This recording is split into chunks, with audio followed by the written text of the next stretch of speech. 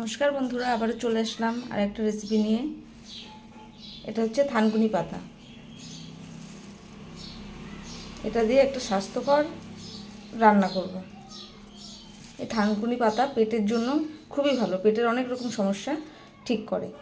তো চলো কেটে ধুয়ে পরিষ্কার করে ফিরে আসছি। থানকুনি পাতা কাটা হয়ে গেছে, ধুয়ে পরিষ্কার করে কেটে নিয়েছি। আর থানকুনি পাতা বানাবো কাঁচকলা আর আলু দিয়ে। কাঁচকলা আলু দিয়ে আর সাথে থাকছে পাকাল মাছ দিয়ে কাঁচকলা আলু দিয়ে থানকুনি পাতার পাতলা ঝোল। আর তার জন্য এখানে একটা বাটার মশলা নিয়ে নিয়েছি। এখানে আছে আদা জিরে আর কাঁচা লঙ্কা। মাছে লবণ আর হলুদ মেখে নেব। হলুদ,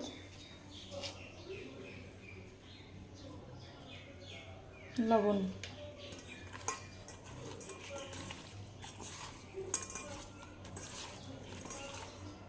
কড়াই গরম হয়ে গেছে, দিয়ে দেবো সরষের তেল। মাছটা আগে ভেজে তুলে নেব। আর যারা যারা আমার চ্যানেলটাকে এখনও সাবস্ক্রাইব করেননি তাদের কাছে অনুরোধ রইল চ্যানেলটাকে সাবস্ক্রাইব করার জন্য। তেল গরম হয়ে গেছে, এবার মাছগুলো দিয়ে দেবো।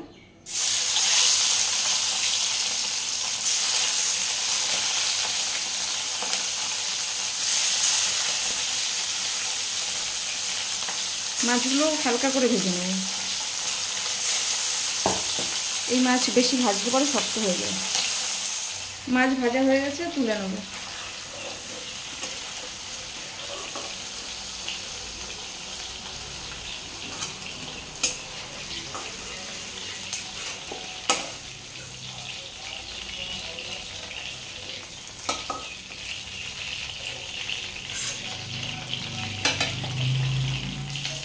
ফোড়নে দিয়ে দেবো সাদা জিরা,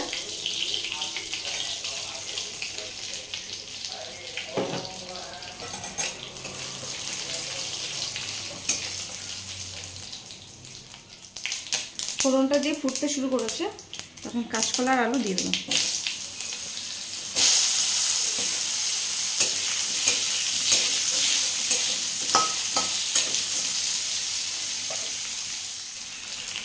দিয়ে দেবো লবণ আর হলুদ।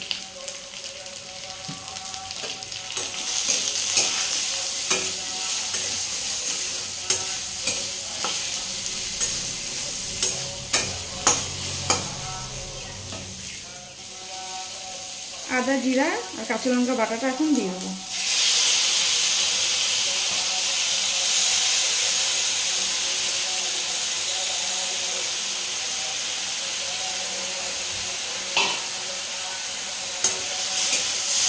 এইভাবে কিছুক্ষণ কষে নেব।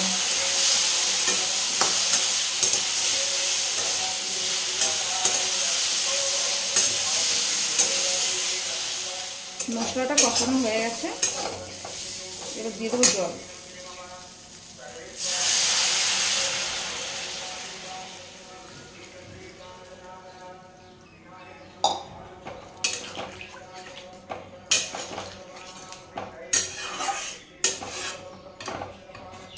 যেহেতু পাতলা ঝোল হবে তাই একটু জল বেশি দিলাম।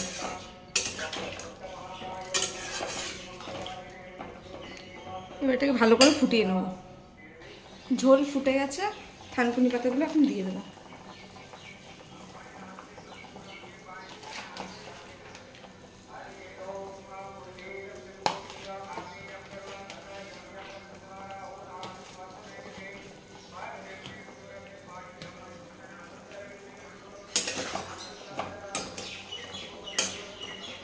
এখন ঢেকে দেবো সব কিছু পুরো ভালোভাবে সিদ্ধ হওয়ার জন্য।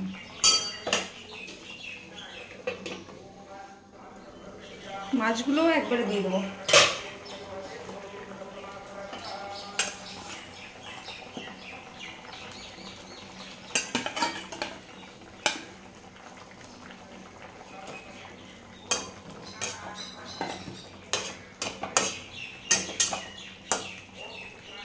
ঢেকে দেবো।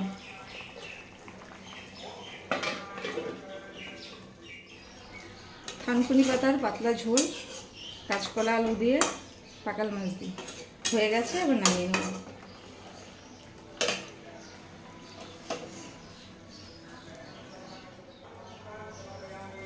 আমাদের রান্নাটা হয়ে গেছে।